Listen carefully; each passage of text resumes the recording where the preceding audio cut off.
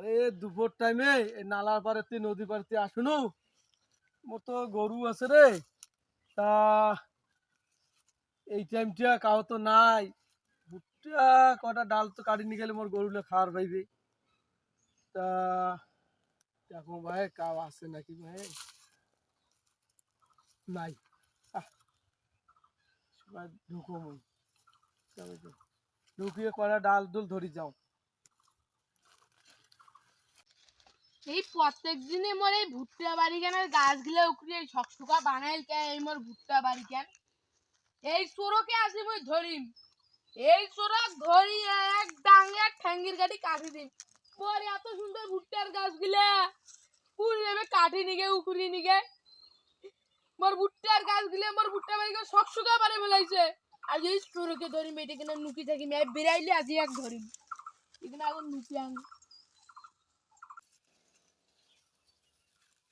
নাই কাকরে, এ বাবা থামিস থামিস, তুই যে কি কাম করছিস বে হে? আর করে কি করবি?